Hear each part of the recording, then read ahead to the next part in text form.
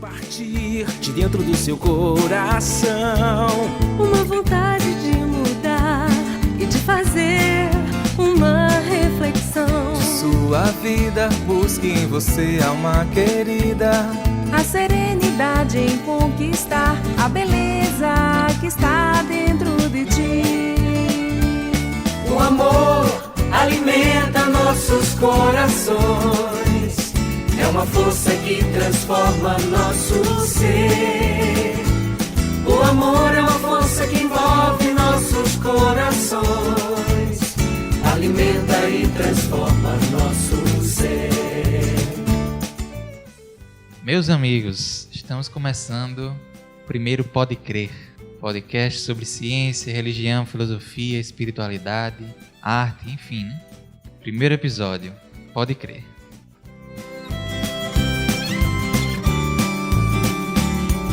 E nesse limiar de um novo tempo que virá, tente desvendar alguns segredos.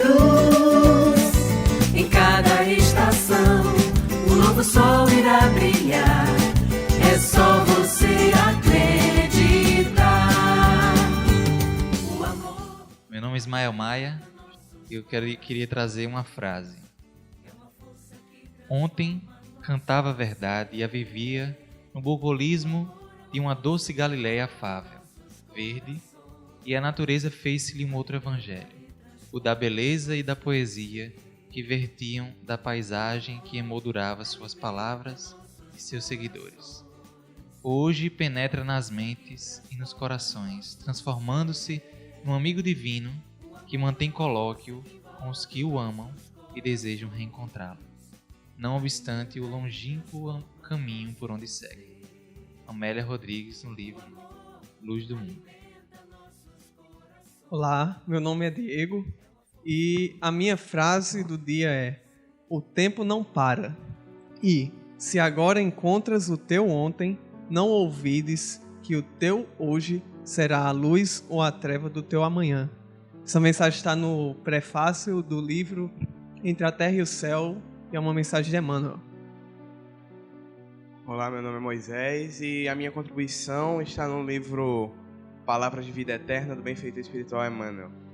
O menino deixa a infância para entrar na mocidade, o jovem deixa a mocidade para entrar na madureza, o adulto deixa na madureza para entrar na senectude e o ancião deixa a extrema velhice para entrar no mundo espiritual, não como quem perde os valores adquiridos, mas sim prosseguindo para o alvo que as leis de Deus nos assinalam a cada um. Olá, meu nome é João Alves, é um prazer estar no primeiro Pode Crer. Minha frase de hoje é uma frase de Jesus, que está no Evangelho de Mateus, capítulo 5, versículo 9. Bem-aventurados os pacíficos, porque serão chamados filhos de Deus. Olá pessoal, aqui é Neto e a frase aqui para a abertura do nosso encontro, nosso primeiro Pode Crer, é uma frase de Emmanuel no livro Escrínios de Luz. É preciso reconhecer que todos nós, na leira da vida, recolhemos multiplicadamente apenas aquilo que colocamos dentro dela.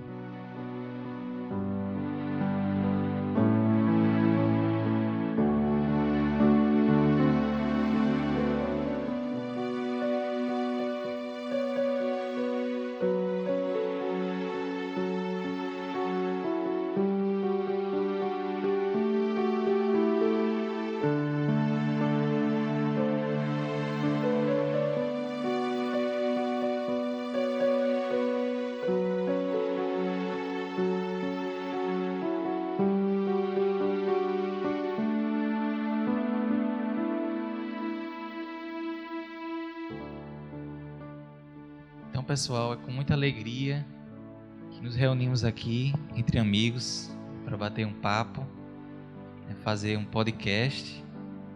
E acho interessante, primeiramente, explicarmos o que é isso que a gente está fazendo, né? O que é podcast, por que um podcast, como é que o pessoal vai poder escutar, né? Como é que vão poder interagir, né?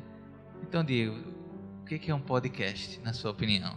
Mas o podcast Na verdade, é um estilo assim, bem dinâmico, que a gente conversa entre amigos, debate sobre um tema. Então, a gente, de certa forma, já se inspirou em outros podcasts espíritas, né? Mas, particularmente, eu já conheci outros podcasts, né? Por exemplo, tinha um chamado Nerdcast, que era um podcast sobre assuntos nerds, né? Então, nele, eles debatiam vários temas, desde sobre filmes, a própria história da humanidade, sobre a Primeira e Segunda Guerra Mundial, assim, assuntos históricos. E eu acho que ficou bem no estilo deles também, esse nosso podcast. Show de bola, né? Então, como você disse, nós certamente nos inspiramos nesses podcasts do Tanto Pode Ser como Pode Saber e outros podcasts dentro do meio espírita, né? E também, não necessariamente no meio espírita, que tem envolvido principalmente o público jovem, né? A juventude. E Pode Crer, né? Tem tudo a ver com juventude, né? É até uma gíria, né? Que nós utilizamos aqui, não sei em outros estados, mas aqui para dizer certamente que nós estamos no caminho, né? E também não deixa de ser, né, João, um contexto dentro do trabalho que vem sido feito aqui na Federação Espírita Paraibana e em outras federativas, no que diz respeito ao estudo do Evangelho, ao aspecto religioso, na verdade. A proposta da gente, além de agregar um programa com jovens, né, uma dinamicidade assim mais espontânea, é trazer também reflexões sobre a mensagem de Jesus à luz do Espiritismo, né? Capitaneado por Haroldo, do projeto NEP a nível nacional, tem a gente aqui na Paraíba como representantes, como pesquisadores, e a gente pretende discutir questões religiosas à luz da ciência espírita. Então, não é só aquele crer por crer, mas é um pode crer baseado na ciência, então o crer vai ser ainda mais forte, vai ter uma base racional. E é importante também, Ismael, destacar que um lado assim, bastante conveniente do podcast, né, é a possibilidade, já que ele vai ficar na internet, disponível para quem queira, né, na hora que queira. Então, assim, entrar lá na página da federação, né, fazer o download, baixar para ouvir aí no carro, né, ou fazer como eu faço todos os dias na caminhada. Então, eu ouvi todos os podcasts do Instituto C, né, em caminhada. Ou então em viagem. Em uma viagem um pouco mais comprida, né, 1h30, 2 horas, você vai lá escutando, então muito dá para fazer uma reflexão bacana e trazer exatamente essa oportunidade que a gente tem, né, de trazer como o João falou, assim, dentro dessa visão da crença, né, dessa crença raciocinada, dessa crença ancorada na fé raciocinada, mas é trazer à luz da doutrina espírita esse debate, né, jovem, esse debate alegre e para cima, em que a gente tem de fato a oportunidade de fazer assim, um momento bacana como esse momento que a gente está vivendo aqui agora. Pois é, né, Ismael? A gente vai trazer sempre as contribuições do nosso dia a dia para que possa tornar um debate bem formal e que a gente possa realmente colocar o que a gente sente dentro do nosso coração nos debates para que possa a luz do Mestre brilhar entre nós. Certamente, amigos. E para quem ainda não entendeu o que é podcast, fugindo dos termos técnicos, né? Podcast seria o que a gente conhece como um programa de rádio, um programa em áudio. Só que o programa de rádio às vezes tem um inconveniente de estar passando um certo horário e você não poder acompanhar, né?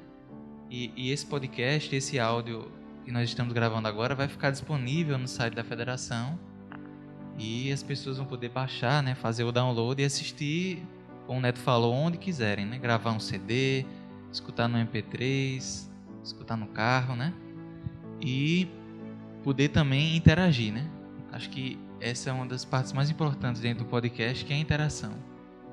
Então, as pessoas que quiserem mandar e-mails, né? Podem mandar e-mails para o faleconosco@fepb.org.br, nos dando sugestões, trazendo dúvidas, né, contribuições. E também na nossa página do Facebook, né, também vocês podem interagir nas redes sociais. Acho que isso é importantíssimo para que o prosseguimento, né, do nosso podcast siga, né, com essa interação. E o objetivo é esse, entrar nessa onda aí de pode ser, pode saber, pode pensar que está saindo, né? E também a gente fica se perguntando, mas tanto podcast que está surgindo por aí, né? Mas eu acredito que cada região, cada estado do Brasil, desse país, que é um país continental, cheio de cultura, eu acho que a Paraíba ela tem algo peculiar a oferecer. A gente tem uma cultura muito rica, mas ainda pouco explorada. Eu acho que essa aqui é uma oportunidade da gente explorar o potencial que nosso estado tem também. Certamente, Diego. A gente escuta várias histórias, principalmente do sertão, alto sertão, agreste, né? Muitos momentos que a gente vai poder resgatar e registrar, né? Aqui a gente tá numa mistura, num híbrido, né? Porque eu e Diego somos de Cajazeiras, Neto é daqui de João Pessoa, João daqui também, Ismael também. E Vitor é de Manaus, que é o nosso gravador ali, o nosso técnico ali do som. E a gente tem que trazer justamente a peculiaridade, como o Diego falou, da nossa região, né? Trazer as experiências do movimento espírita, histórias e assim para ir enaltecendo na nossa conversa. É isso aí, gente. Então, estamos começando um Pode Crer.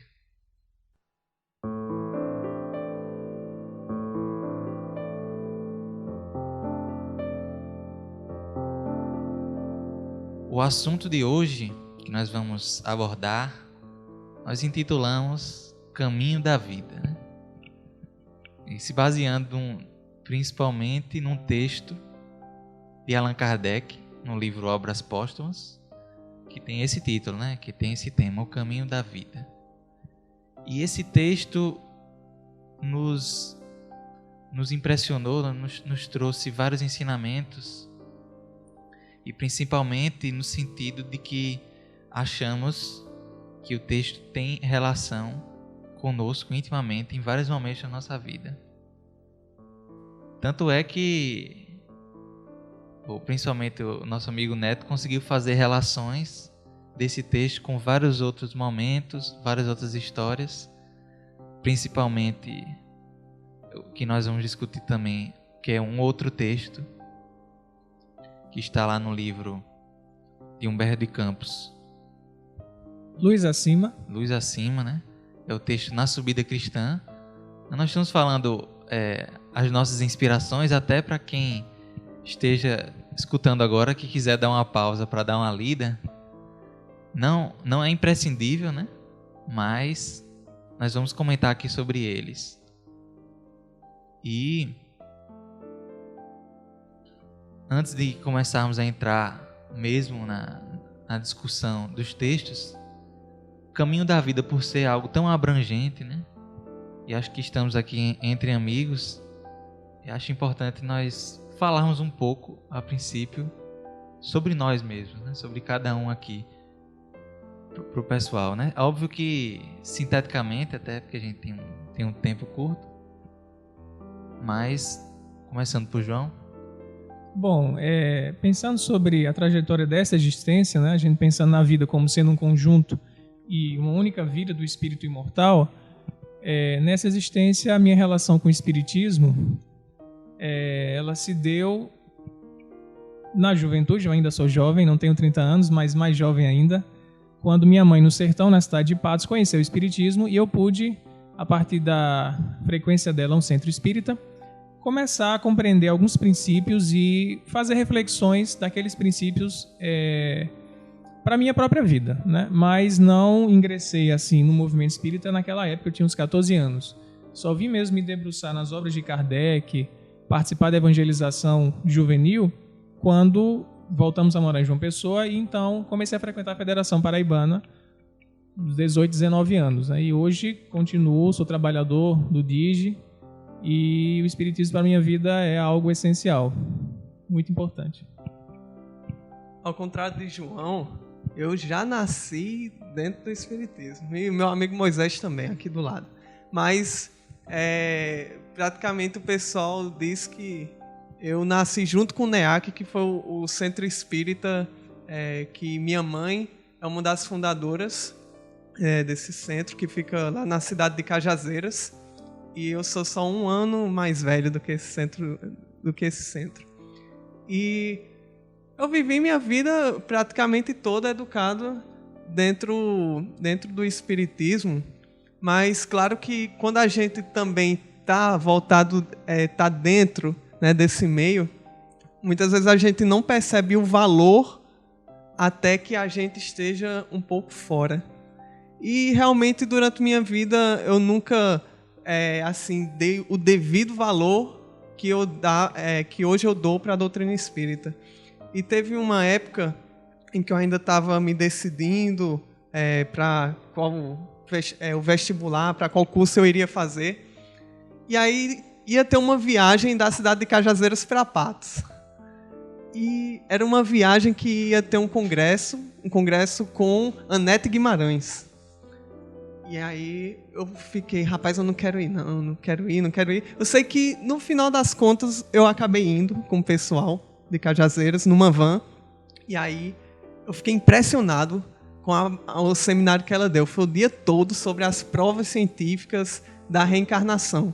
E aí quando eu fui conversar com ela conversando sobre neurociência, sobre psicologia, eu disse que estava interessado talvez em fazer psicologia. Hoje eu faço arquitetura. Mas aí ela pegou e perguntou para mim: você com certeza já leu a obra de André Luiz, né? Para a gente poder discutir um pouco. Não li a obra de André. Peraí, você já leu o Nosso Lar, né? Não, ainda não li Nosso Lar. Mas Missionários da Luz você já leu? Entre a Terra e o Céu? Não, eu não li. Eu me senti humilhado naquela hora, porque eu vi o quanto eu ainda era ignorante, apesar de estar dentro do meio espírita, enquanto eu ainda precisava estudar. Eu estabeleci como meta, eu vou ler as obras de André Luiz, eu estou na metade, né? Esse evento aconteceu há pouco tempo, mas esse foi um dos fatos que engrenou. E o outro foi vir para João Pessoa, que é estar longe de casa. Quando você precisa de um apoio também, você encontra esse apoio na doutrina espírita, com certeza. Assim como o nosso amigo Diego lá em Cajazeiras, eu praticamente nasci dentro do centro espírita. O grupo espírita Reencontro, Lar dos Idosos, onde também é feito um trabalho assistencial lá nesse centro espírita com idosos. E minha mãe, com alguns desafios da vida, algumas dificuldades, ela foi procurar o centro espírita para se apoiar. E uma das suas amigas, que era a Fátima Santos, que é a fundadora do centro espírita, ela ofereceu uma casa para que minha mãe morasse do lado do centro espírita. Então, eu brincava dentro do centro espírita, corria dentro do centro espírita, brincava com os velhinhos, ajudava, assim. E minha vida todinha, passei 3 meses morando nessa casa do lado do centro espírita, e minha vida todinha foi ligada a esse centro espírita.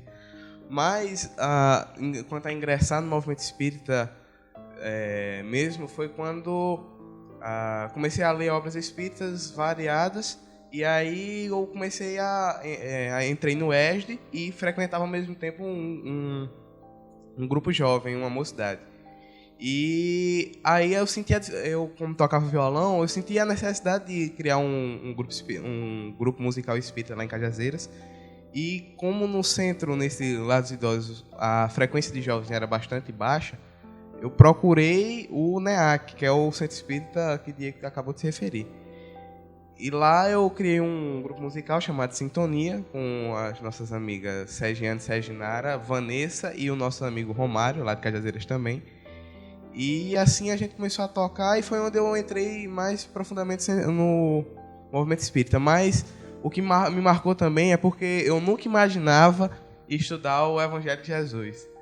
E eu dizia, não, esse negócio de Bíblia é um negócio que não tem importância não, vamos estudar só as obras de Kardec mesmo. Aí foi quando o Diego chegou dizendo, os meninos lá de João Pessoa estão pensando em fundar um grupo de estudos do Evangelho. E assim, eu também não estou com muita ideia de participar não, mas assim, eu vou participar.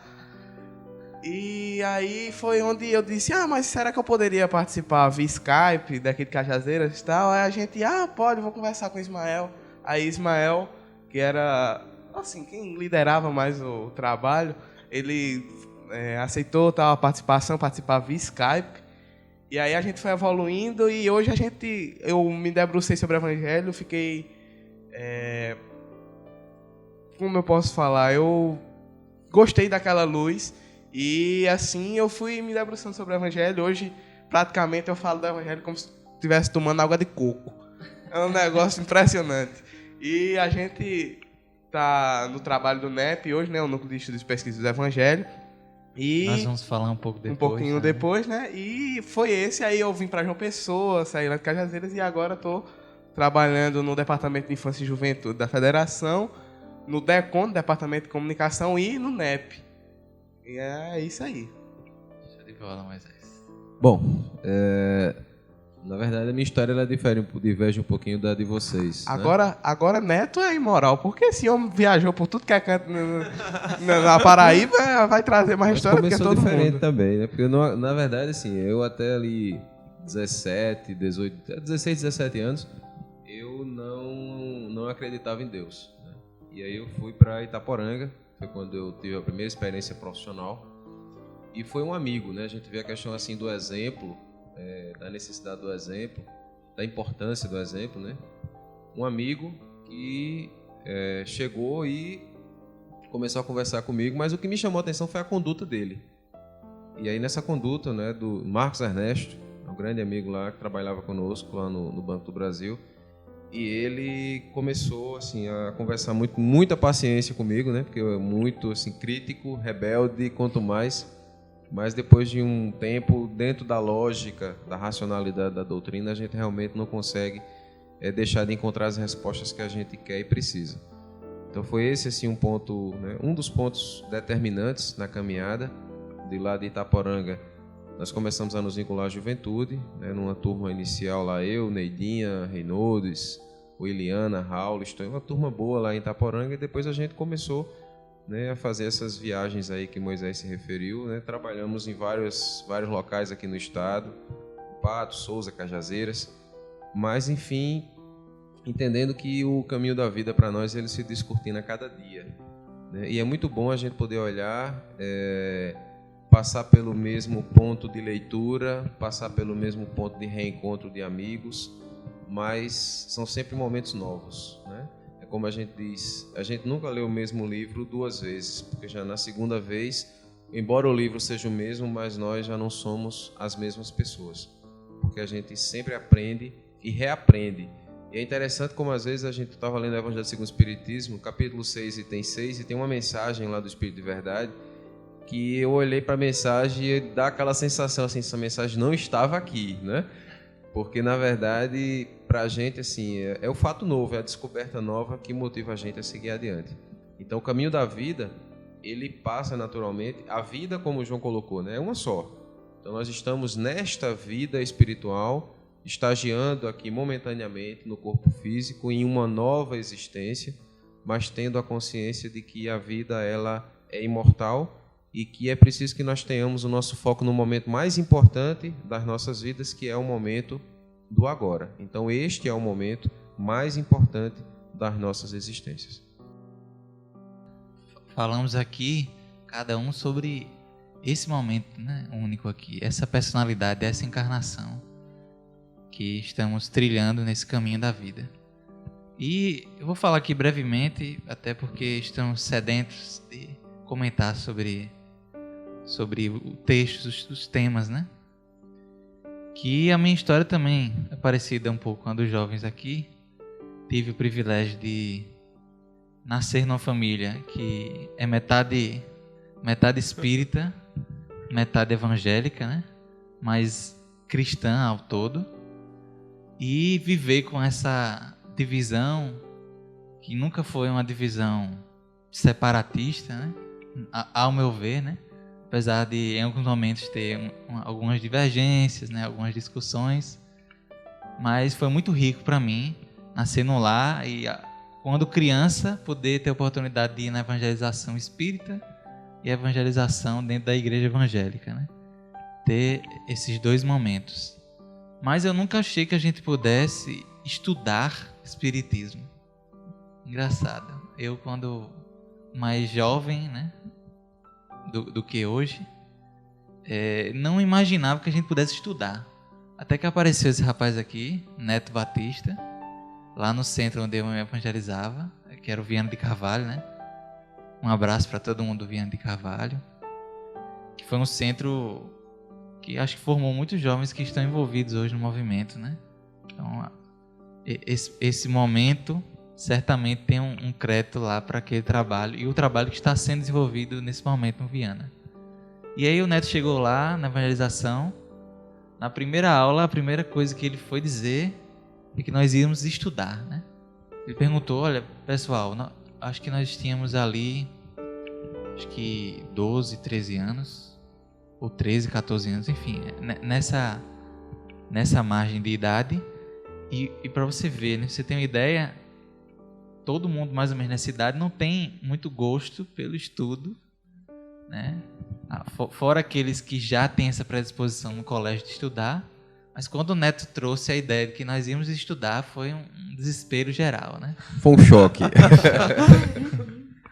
Pessoas, não, como é que a gente vai estudar? Que absurdo, estudar é chato. Eu faço isso na escola, eu venho aqui para me divertir, né? Porque a gente tinha a ideia de que a evangelização era um momento de encontrar com os amigos e se divertir. E foi o primeiro choque que eu tive ali. A gente vai estudar.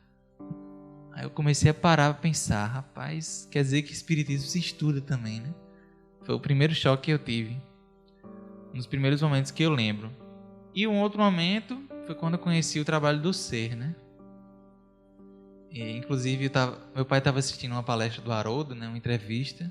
Ele estava falando sobre alguns aspectos dentro do Evangelho e descobertas dentro da obra do Emmanuel. Eu estava passando na sala, né? Não estava nem com o propósito de assistir, né? Mas ao passar na sala, eu fui assim, meio que laçado pelo magnetismo, né? na fala do Haroldo. Eu pensei naquele momento que aquilo era algo sério. Veio na minha cabeça essa frase, justamente. Isso é sério. Isso não é brincadeira, né? Parece que caiu uma ficha assim, tipo... Isso aqui é o que eu tenho que fazer. É evangelho, cara. Evangelho à luz da doutrina, né? É engraçado, esse é o casamento perfeito dentro da tua família, né? Porque o evangelho, esse ponto de união entre a religião evangélica e a religião espírita. O que eu acho legal é que as nossas histórias, elas se entrelaçam, né? Porque, para começar, meu nome foi dado pela mãe de Diego. Então, aí, Neto eu conheci ano retrasado no EGS, que é um evento lá do Alto Sertão. E eu já fiquei encantado com o trabalho de Neto, porque eu fiquei na oficina de Neto. Aí, Ismael, eu conheci através do grupo de estudos do Aprendiz do Evangelho, que foi o grupo que precedeu o NEP. E João namora com a irmã de Diego. Aí a gente tem toda essas histórias que eu só vim perceber agora como estão entrelaçadas aqui. Sem dúvida não é acaso a gente tá fazendo aqui. O primeiro pode ser juntos. Pode crer, viu? Pode crer, desculpa. Inclusive, corta aí, viu, Vitor? O primeiro pode crer juntos nessa sala. Chegamos então no pode crer, né? A gente esqueceu de falar por que é pode crer, né? Por que é pode crer? E como é que surgiu esse nome, né? Eu tive não a ideia, nem a inspiração, mas na verdade foi um sopro. A gente estava com dificuldade de encontrar um nome, né?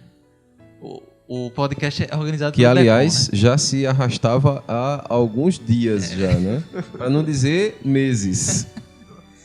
Então, tudo parecia errado, né? Porque a gente era do Decon, nós somos do Decon, né? Preciso que se diga que a gente nem falou no início, mas esse podcast está sendo organizado pelo Departamento de Comunicação da Federação Espírita Paraibana. E Poddecon, Deconcast, nada caía muito bem, né? Até que, assim, a aproximação que a gente tem com o grupo do Haroldo, né? O próprio Guilherme, mandar um abraço para ele. Guilherme do Pode Saber, né? Que também participou do Pode Ser. É um grande amigo, né? E tem nos inspirado.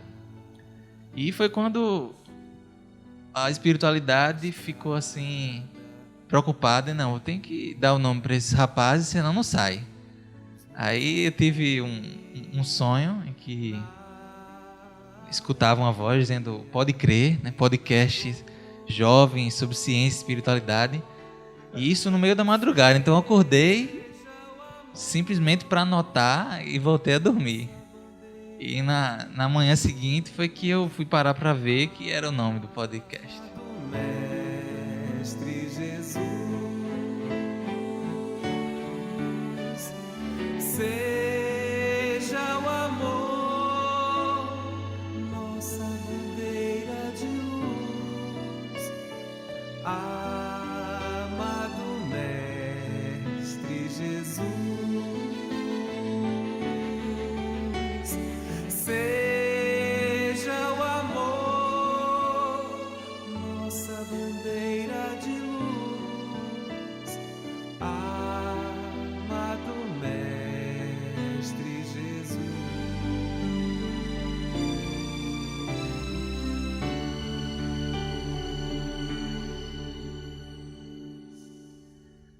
O caminho da vida está lá em Obras Póstumas, né? Um texto maravilhoso de Kardec, reflexões assim profundas no que diz respeito à nossa encarnação, à nossa estrada da vida, né?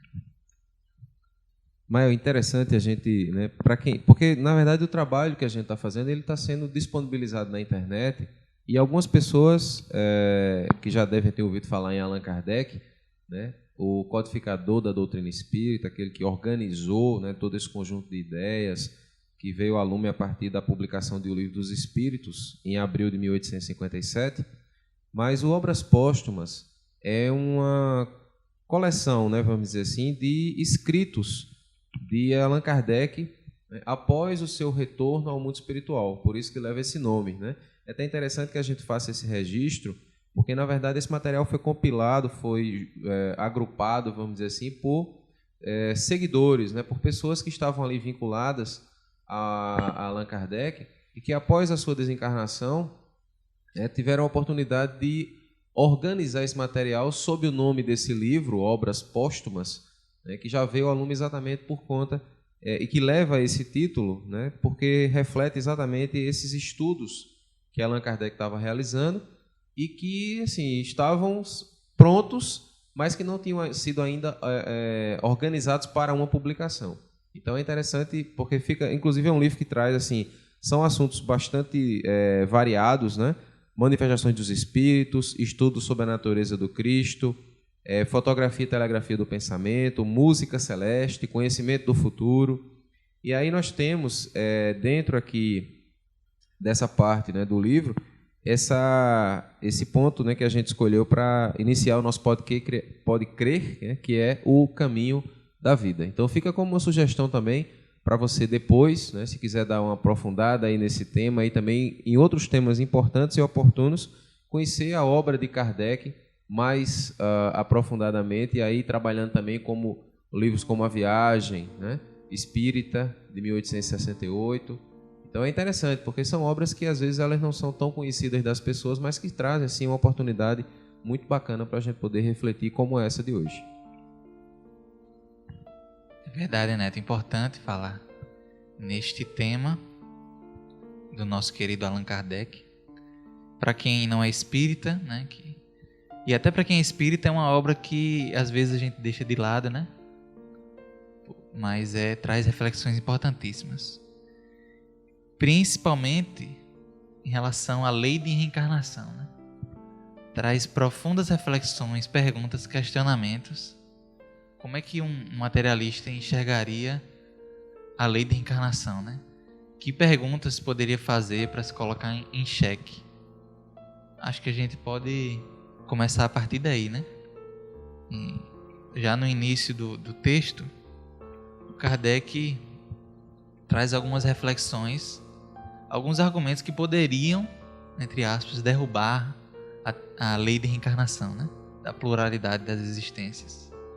Antes de mostrar argumentos que derrubem, ele cita também um pensamento de que ele escreve, na verdade, né, sobre alguns filósofos que viram na reencarnação uma resposta muito lógica para certos problemas da vida humana. Se a gente for fazer um resgate histórico de pensadores antigos, antes do Cristo, sobretudo na Grécia, no Egito, na Índia, a gente vai encontrar textos desses pensadores, né, considerados filósofos ou sábios, mestres de espiritualidade, como se queira chamar, onde eles colocam a reencarnação como sendo uma possibilidade e argumentam sobre isso, ou como uma verdade.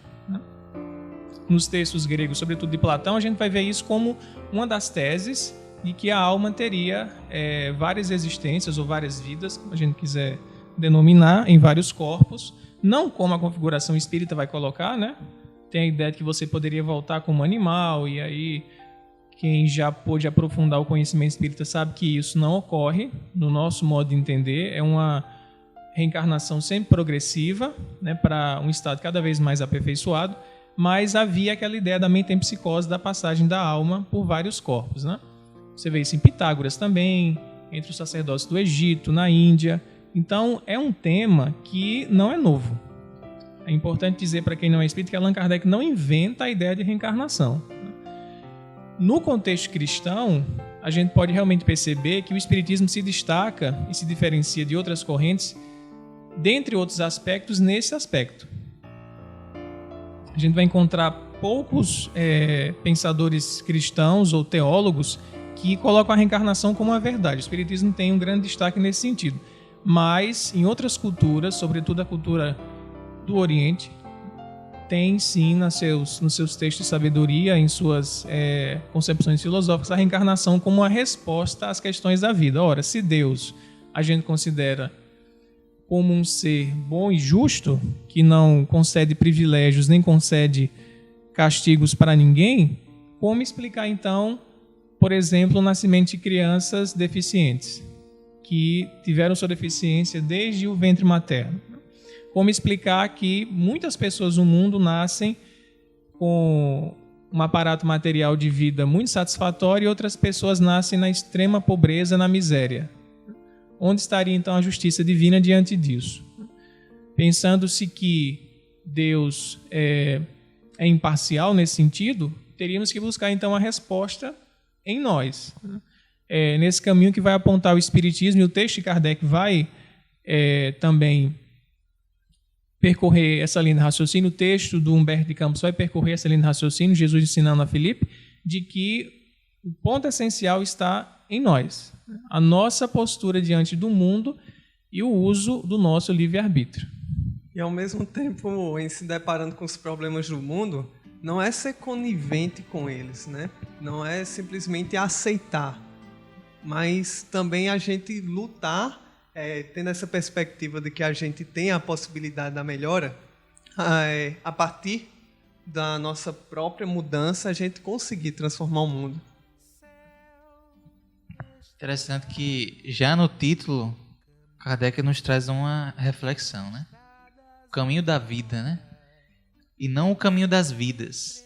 Apesar de estar falando aqui em reencarnação, em pluralidade de existências, né? Por que você acha que ele optou por isso, Neto? Porque, na verdade, a vida, ela é única. Tanto é que, quando a gente conversa com pessoas que têm diferentes pontos de vista, né, dos nossos, mas a vida é uma só, realmente, né, a vida é uma só. Mas aí, num outro contexto, numa outra configuração, né, a vida eterna, vamos dizer assim, que para a gente se coloca como vida imortal. Porque nesse conceito de eterno, nós teríamos a classificação divina, né? Deus que é eterno, então nós temos essa condição de ser imortais.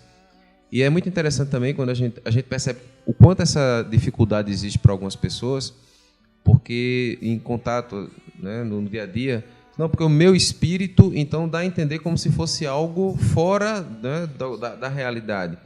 E aí seria o meu espírito ou eu espírito?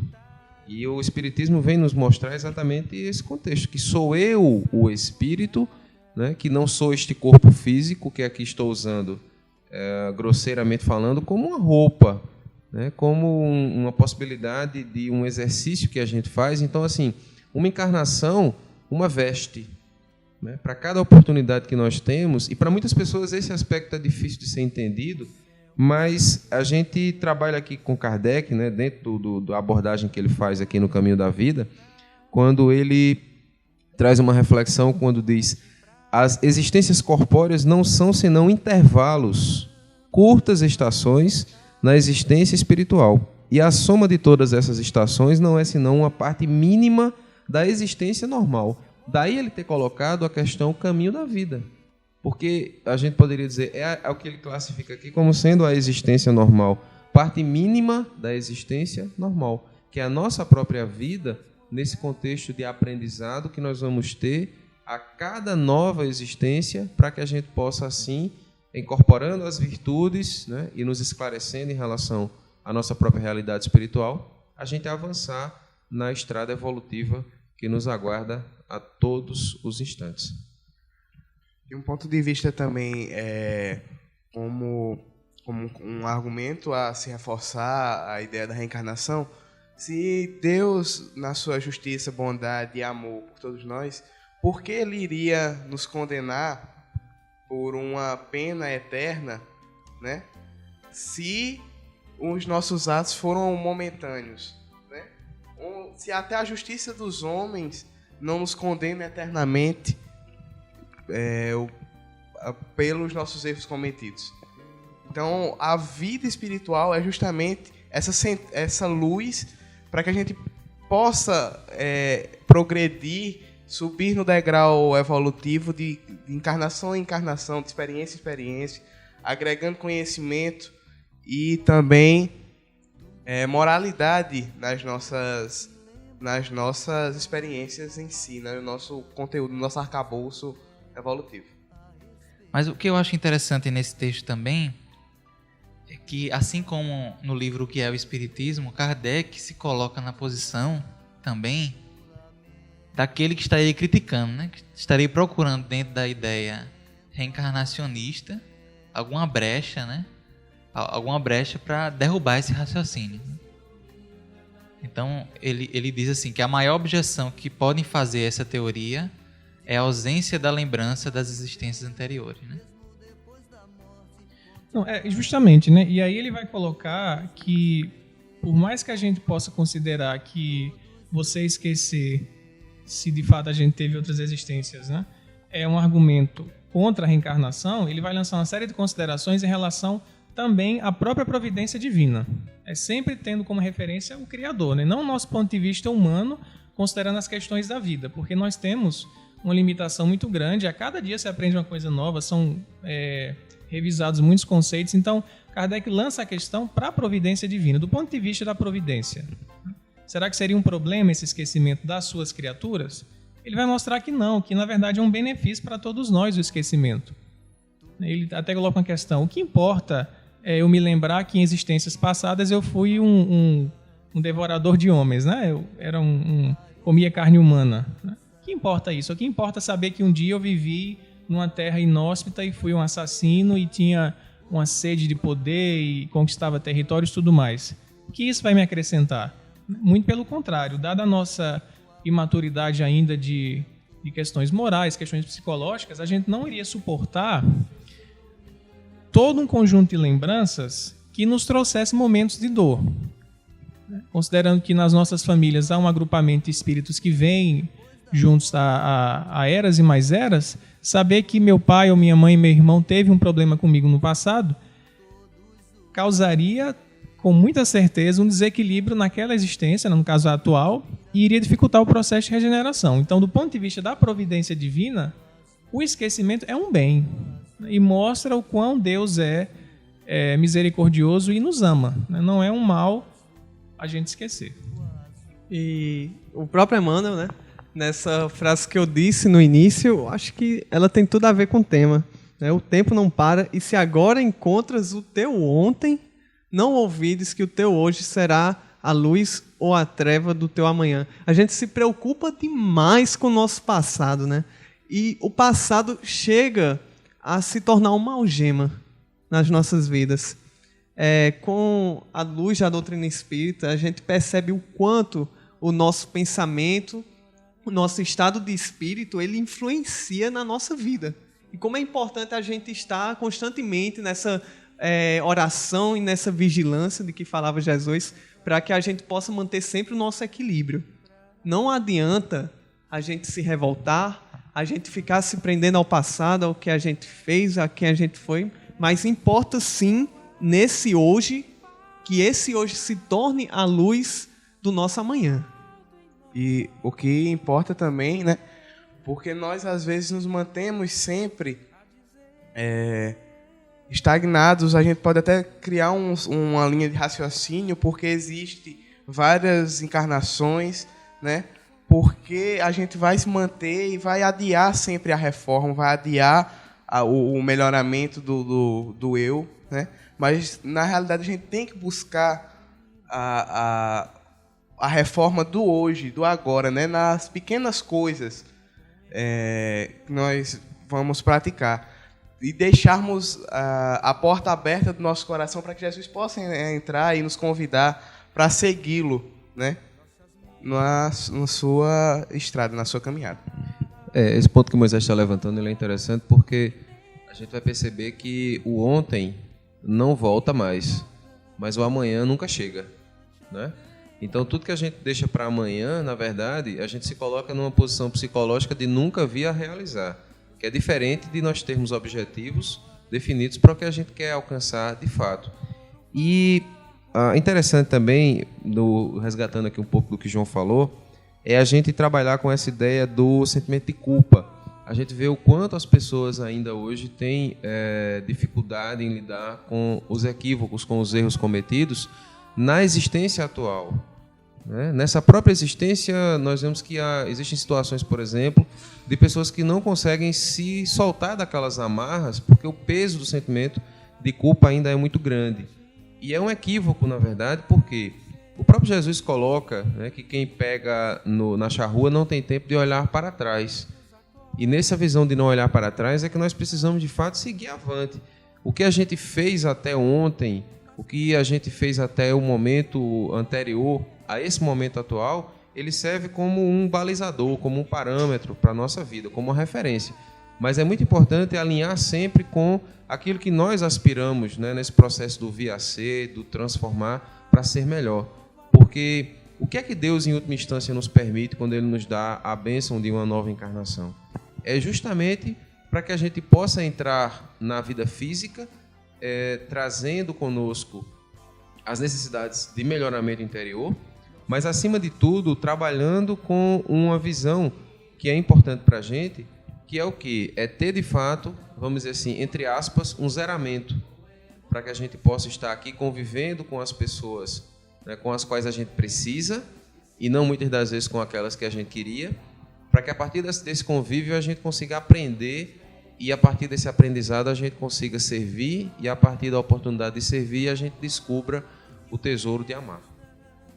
E a gente pode trazer uma reflexão também no sentido de que cada dia da nossa existência, essas 24 horas, seriam, assim, ao meu ver, trazendo aqui para nós uma representação do que seria a nossa encarnação, né? Cada dia as oportunidades são renovadas, né? Às vezes eu acordo assim, a gente tem sonhos profundos, reencontros, né? Parece até que a gente reencarnou de novo, né?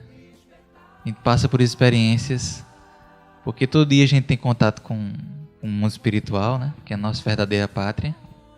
E a gente percebe que desde manhã nasce uma oportunidade da gente rever os conceitos passados e estabelecer uma nova caminhada, né? Então, dentro desse contexto, o próprio dia, a nossa experiência diária é uma estrada também, né?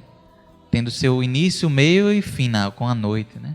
Se encerrando. Então, o dia nasce e morre também. Seria uma representação da nossa encarnação. E Kardec traz outra reflexão, outro contraponto nesse sentido. Estamos falando aqui da oportunidade de rever esses conceitos passados, e ele traz uma reflexão que poderia vir aí de alguém que não tem um conhecimento profundo da lei de encarnação, de que a reencarnação e o esquecimento do passado impossibilitariam esse aprendizado com as existências anteriores, com os erros anteriores, por nós não lembrarmos desses equívocos, né? Ele vai trazer esse argumento contrário e vai fazer uma reflexão, né, no sentido de derrubar, né, e trazer um conhecimento nesse sentido para esclarecer sobre essa questão. Ele coloca o exemplo de um ladrão, um homem que foi ladrão e assassino na vida, né? Então, por mais que você não se lembre o que você fez, no raciocínio de Allan Kardec, seria o quê? Ele se esforçaria a cada encarnação para se melhorar e pelas próprias dores da vida, dentro do que a gente entende como ação e reação, ele iria suavizando, né, as suas paixões e compreendendo um novo modo de ser. Então, mesmo que ele não tenha se lembrado que 3, 4 vidas anteriores ele foi assassino e ladrão, pelo processo de dor, pelo processo de transformação interna que, no início, por a gente ainda ser rebelde, é feito por força da lei, né? A gente não tem essa ideia, eu quero me transformar no início. É por força da lei. A gente faz algo, a lei de ação e reação vem, nos coloca no caminho da justiça e pelo sofrimento nós aprendemos. Então esse homem, por mais que ele não lembre que ele foi ladrão e assassino, a experiência acumulada naquela vida fica registrada, digamos, na sua memória integral espiritual. Para nós do Espiritismo, o lugar de acervo dessas memórias se dá no perispírito, né, que é o nosso corpo espiritual. Então nós temos uma memória de todas as encarnações. E essas memórias, que são as experiências acumuladas, vão surgir na vida posterior que se vai ter, no que a gente entende como tendências, né, impulsos, direcionamentos inatos, vocações. Por mais que você não saiba, mas eu tenho um dom musical tão grande, assim, eu tenho uma paixão pela música, você não se lembra em que vida anterior, na Áustria, junto com Mozart, ou na Alemanha, você não vai se lembrar como é que você teve esse desenvolvimento, mas você já tem aquele impulso, aquela vocação, né? Então, dizer que porque a gente esquece vai perder a experiência é um raciocínio falso. E prova disso são as nossas tendências, né? As diferenças morais que a gente encontra entre uma criança e outra, já aquela índole boa ou uma índole má, como a gente costuma dizer. O encontro, como você falou, o encontro com si mesmo, né? Nessa reflexão das suas tendências, dos seus impulsos, independe dessas memórias, né? Exatamente. Você pode perceber, mas eu queria saber quem eu fui em outra vida, né? Você não tem, muitas vezes, como saber exatamente que personalidade você foi, em que país você viveu, em que época você viveu. Mas como está a sua alma, né? O que é que você traz de bagagem, que tipo de ser você é naquele momento existencial, há como se saber pelo estudo interior. Um mergulho interno e uma análise sincera do que a gente deseja, do que a gente pensa, do que a gente concebe de vida. Então isso a gente pode fazer e o esquecimento do passado não é um impedimento, né, para ver quem é a nossa pessoa. E é interessante, né, João, quando ele fala que eu acho muito bacana esse exemplo que Kardec dá, porque ele vai na contramão, muitas das vezes, daquilo que a gente imagina. Porque tem pessoas que imaginam que numa existência só vai dar um salto assim de qualidade espiritual fantástico. E a observação que ele faz aqui é num caminho um pouco diferente, né? Porque ele diz aqui, uma falta da qual não se corrigiu senão a metade, o saldo se reencontrará na vida seguinte, e é em corrigi-lo que é preciso se fixar. Né? Isso é muito bacana. E quando ele diz aqui nessa história do ladrão aqui que João colocou, né? Um homem foi assassino e ladrão, na vida seguinte ele não vai mais ser assassino, se ele aprendeu e se corrigiu. Mas será ladrão, né? Se não se corrigiu. E aí ele diz, talvez grande ladrão. Quer dizer, aparentemente é como se houvesse uma piora espiritual, né? Mas na verdade nós estamos falando de um homem que foi assassino e ladrão numa existência, se corrigiu, se compreendeu, na verdade, né? Compreendeu a si mesmo nesse contexto, que não deveria mais atentar contra a vida do semelhante, continua ladrão. Pode ser até talvez um ladrão maior do que foi na vida anterior. E nessa reflexão é que a gente vai começar a entender como é que funciona a dinâmica da própria vida, né? Um pouco mais tarde ele diz aqui, não roubará mais. Poderá ter a vontade de roubar, que sua consciência neutralizará. Aí vem a questão que você levantou, né? Dos gostos, dos instintos, né, das tendências. Depois, um último esforço e todo o traço da doença moral, tendo desaparecido, será um modelo de probidade. Então, a gente percebe como a vida, né, ela se encarrega, a vida física, de servir também como um depurador, na verdade. Né? A partir de cada nova existência que a gente tem, é uma oportunidade, de fato, da gente ratificar, né, os conceitos, as tendências e, sobretudo, a gente aprender, né, com a nossa própria, olhando para dentro, né, do nosso mundo interior. Por isso que Jesus coloca que o reino está dentro de cada um de nós. Então, olhando para dentro é que a gente vai poder, de fato, começar a se perceber. E aí a gente tem um momento muito bacana, que é um dos momentos assim, mais ricos que o Espiritismo concede para a gente, que é a oportunidade de olhar para si mesmo na expectativa de se descobrir melhor.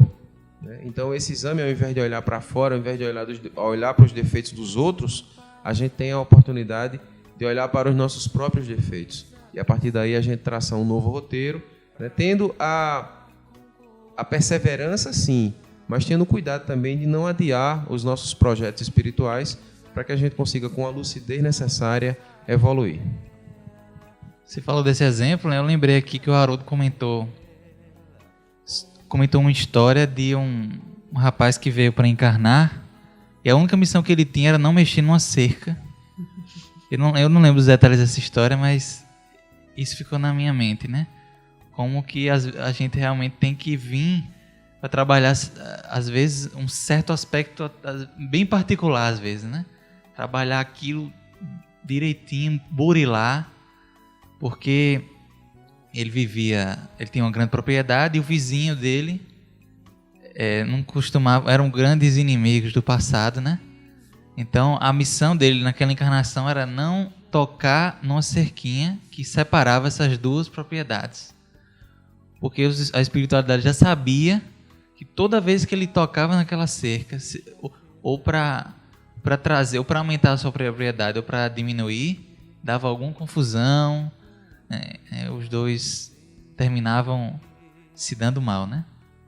Essa história é bem engraçada, porque tudo começou quando um dia ele decidiu ir além do limite da propriedade dele. Então ele aumentou a cerca.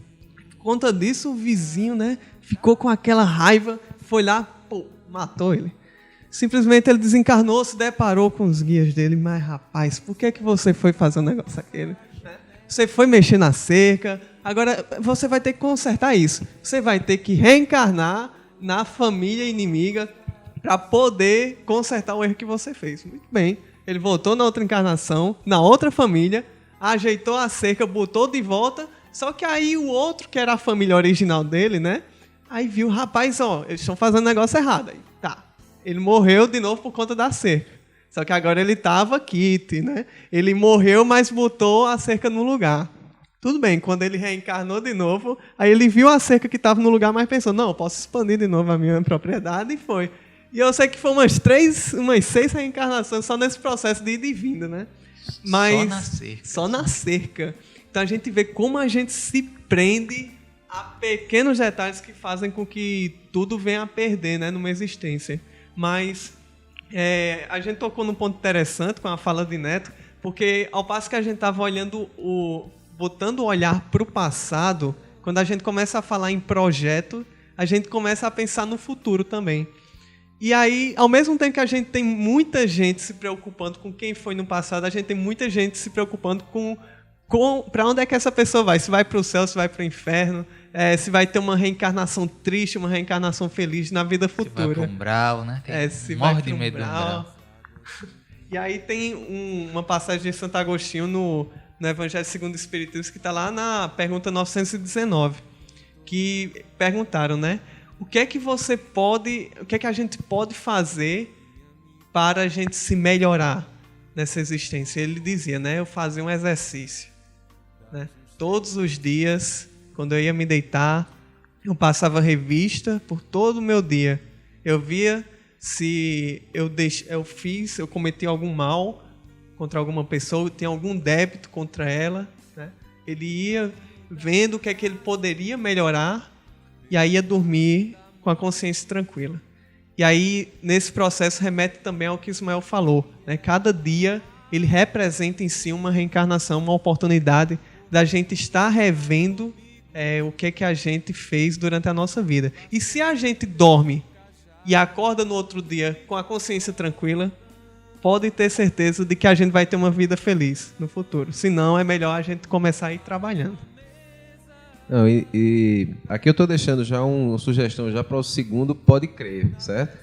Que a gente estava falando aqui e chegou uma intuição aqui, Diego falou agora também, eu digo que está reforçando a tese, né? Tem uma mensagem muito legal de Emmanuel intitulada Lugar Depois da Morte. Essa mensagem ela responde exatamente a essa pergunta, né, que Diego levantou aqui. Para onde é que eu vou depois que eu desencarnar?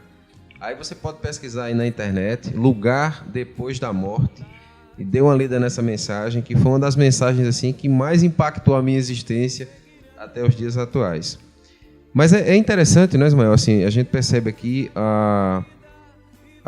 Kardec ele faz o fechamento, né, desse ponto, o caminho da vida, trazendo uma história que, quando eu tive a oportunidade de ler para uma reflexão agora, a gente vê o quanto ela é bacana e o quanto ela inquieta a gente, né? E nessa história, ele fala sobre uma caminhada, na verdade, que é feita, né? E o homem ele vem numa estrada muito legal, né? Bem sinalizada, florida, bonita, e de uma hora para outra ele se vê dentro de uma floresta, sem estrada, né? Sem acessos, sem luz do sol, sem nenhum roteiro, sem nenhum nível de segurança. E aí a gente começa a perceber exatamente o que é que representa essa entrada nossa na vida material, né? Que é o exemplo que ele traz é exatamente nesse contexto, né? A vinda do espírito, o retorno do espírito ao mundo corporal. É muito bacana esse exemplo que ele traz, né? Eu nunca pensei que Allan Kardec fosse contar uma história tão bem na minha vida. Eu nunca pensei que eu ia ver uma história dessa de Allan Kardec. Muito boa. Inclusive, Moisés até achou assim, nos compartilhamentos aí na internet, que o próprio... Pode falar, Moisés. A Biblioteca Nacional da França liberou recentemente uma peça escrita por Hipólito Léon Denis Rivaio, uma comédia até, e ele tinha justamente essa capacidade de criar um contexto, de criar um enredo que ilustrasse bem. Era um contador de histórias. Um contador de histórias. E, mas voltando para o comentário, vocês tocaram num ponto bastante interessante que está representado nessa história de Allan Kardec, né? O indivíduo, ao passar de floresta em floresta, né, porque ele passa por várias florestas dessa maneira, ele vai sabendo como se tratar naquela floresta, né? As atitudes, as melhorias, as experiências vão sendo adquiridas e ele vai colocando em prática de floresta em floresta, né? Na primeira floresta ele sai todo cortado, cheio de espinhos, mas na segunda ele já sabe como se tratar dentro da floresta, por onde ir. Mas aí na segunda ele já vê um lenhador que avisa ele, e assim ele vai passando de floresta em floresta até chegar no meio termo, né? A gradação das experiências. Ele chega num monte e avista todas as florestas das quais ele tinha passado. Ele avista por onde ele andou, e assim ele pode agora olhar para frente e saber por onde caminhará, né? E é assim que nós deveríamos agir, né? Olhar para os nossos hábitos, assim nós descobriremos quem nós fomos no passado, e agora procurar nos melhorar, procurar sair dessa floresta mais bem dispostos, dessa nova floresta mais bem dispostos. E a providência divina nos convida a todo momento à reforma, a nos melhorar, né? Através de várias alternativas. Nós temos plano B, plano A, plano B, plano C, plano Z, se puder, plano A1, mas aí a gente tem que dispor energia para seguir nessa caminhada, né?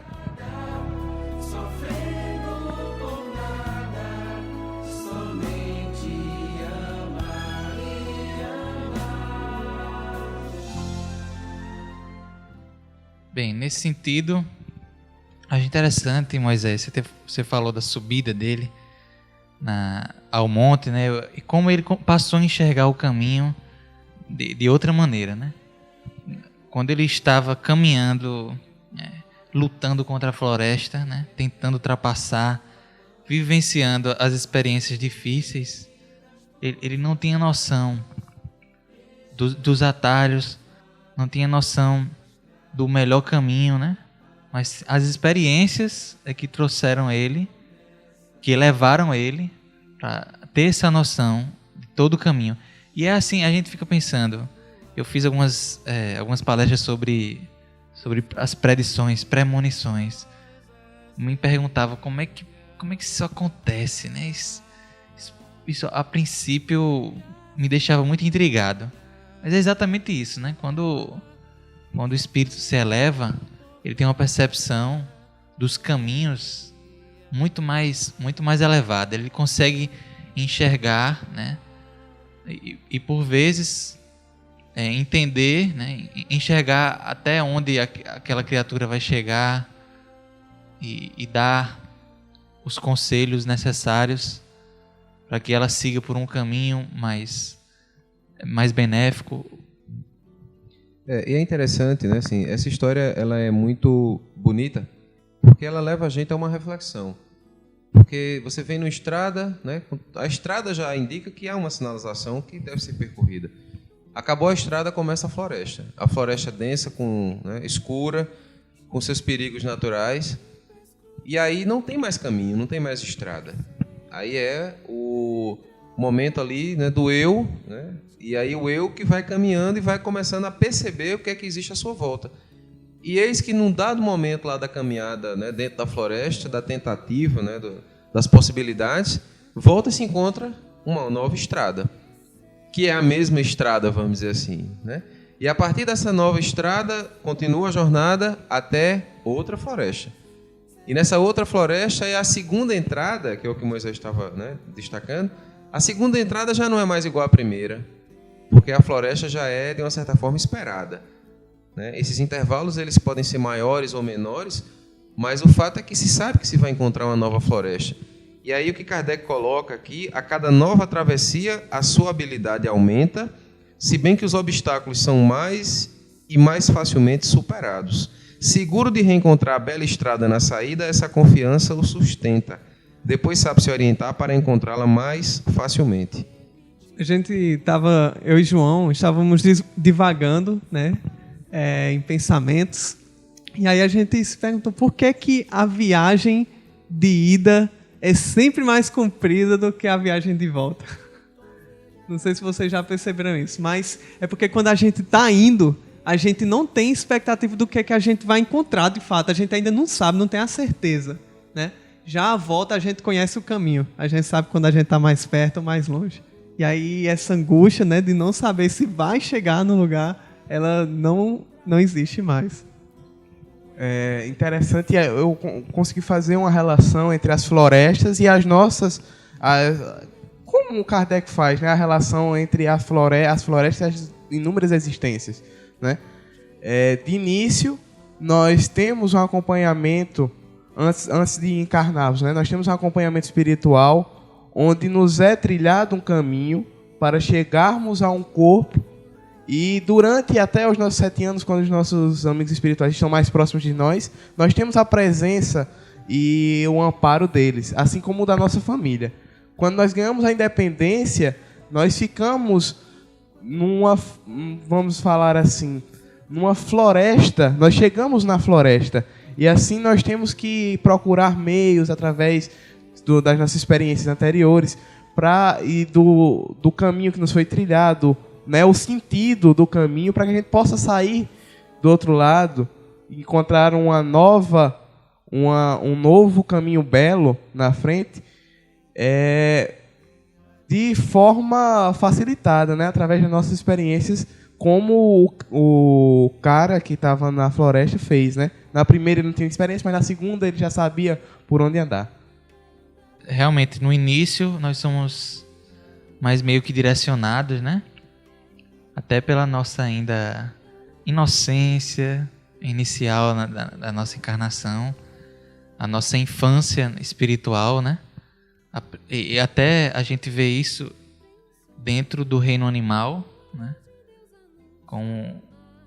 como nós humanos já temos desenvolvido certas habilidades da consciência, já temos também mais responsabilidade, né? Que, por exemplo, outros seres do reino animal, que são mais direcionados nesse sentido, né? Mais levados pelas advertências do próprio instinto, né? Então, mas logo depois que nós chegamos no momento de juventude espiritual, nós ficamos mais à mercê, até para termos oportunidade e provas de exercitar esse aprendizado. E assim, só contextualizando, né, essa questão do amadurecimento, de você sair de casa, é mais uma coisa que a gente tem aqui, cultural, né, principalmente do sertão. Para quem não é familiarizado com a Paraíba, né, daqui de João Pessoa, onde nós estamos, a capital, o litoral, onde chove todo dia, até o sertão, até Cajazeiras, que é a última cidade de médio porte da Paraíba, são 500 quilômetros. E a gente tem uma tradição de, quando chega no ensino médio ou no ensino superior, a gente sair da cidade para estudar, para voltar depois. Fazer o curso superior e depois voltar, ou às vezes até ficar, né? Então, muita gente participa desse evento de amadurecimento. Então, essa floresta, né, que Moisés está se referindo, né? Quando a gente sai de casa e que a gente começa a enfrentar o mundo e a gente encontra nessa estrada também os apoios necessários para a continuada da nossa jornada. Eu consigo ver também as florestas como a história da humanidade em si, né? Porque no início, quando nós éramos ainda planeta primitivo, né, o orbe se encontrava nessas condições, a espiritualidade estava conosco mais próximo, né? Não que ela não esteja agora, mas ela estava mais próximos de nós, dando assistência maior. Direcionando, né? Como a estrada, como o caminho faz. Aí nós adentramos um momento numa floresta para sabermos, para termos a nossa experiência, mas já saímos em uma nova estrada para o planeta de provas e expiações. Agora, depois desse direcionamento, depois desse encaminhado, depois de encontrarmos um caminho mais longo, um caminho bonito mais longo, nós estamos passando novamente por uma floresta, já experimentados, né? E assim sairemos em um novo planeta, sairemos dessa floresta, entrando em um novo planeta, o qual se denomina Planeta Regeneração. E é interessante, né? Assim, uma das coisas que eu sempre via no Pode Ser, e eu ficava assim, aquela coisa da vontade de estudar, né?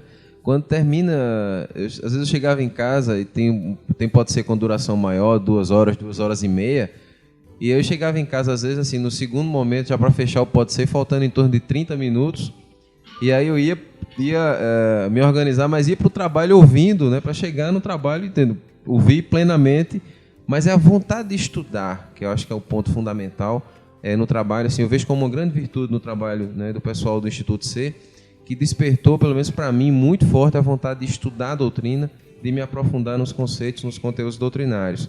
E aqui nesse texto, assim, há um diálogo que a gente sugere para quem quiser assim, fazer uma reflexão mais oportuna, que é um diálogo quando o C termina, né, de chegar ao alto do monte, que ele vai para um diálogo assim, muito legal com o que está aqui inicialmente como sendo um velho, né, um velho homem, um homem experiente, naquela caminhada. Depois que esse diálogo se inicia, várias coisas são esclarecidas. E aí, assim, a gente vai deixar, acho que até com esse gostinho de quero mais, né? Para quem está ouvindo a gente, para fazer essa leitura, porque depois ele descobre que, na verdade, aquele velho, ele já passa no segundo momento a chamar de pai. E a gente vê como isso essa mudança é significativa. Né? E ele diz, meu pai. Então, chega um determinado momento do texto que aquele homem já não se vê mais como uma relação entre 2 homens, mas uma relação pai e filho. E aqui no final ele diz, depois de explicar uma série de coisas, inclusive falando sobre o abismo, e há uma observação interessante também sobre o abismo, que é importante que nós possamos refletir, o que seria esse abismo? Era justamente a dificuldade que há no sentido de se ter aquela condição de terminar da vida a destinação imediata. Né? Então, nessa condição de destinação imediata ali, ele mostra, na verdade, que o abismo é, na verdade, a figura dos males que as pessoas sofrem. E havia um comentário que dizia que havia um abismo num determinado ponto da floresta que de 1000 só um passaria, que teria que pular, né? E ele diz aqui, o abismo é a figura dos males que sofrem. E dizendo que sobre 1000 só um o transpõe, esse homem teve razão, porque o número dos imprudentes é muito grande. Mas errou dizendo que uma vez caído dentro do abismo, dele não se sai mais. Há sempre uma saída para chegar a mim. E ele pede ao filho que começou aquela viagem lá no início que retorne para ajudar os outros que estão precisando, né, de ajuda, que estão precisando de colaboração para o avanço. E ele finaliza aqui dizendo: a estrada é a figura da vida espiritual da alma, sobre o percurso da qual se é mais ou menos feliz. As florestas são as existências corpóreas onde se trabalha para o seu adiantamento, ao mesmo tempo que para a obra geral.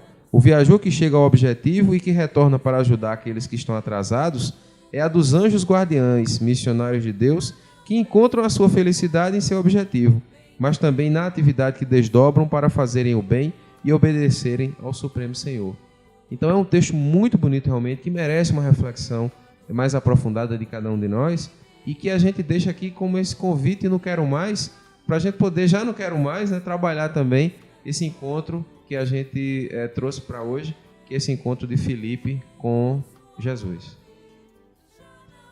Acho interessante a postura que o Kardec comenta que nós devemos ter ao chegar, né, nesse monte.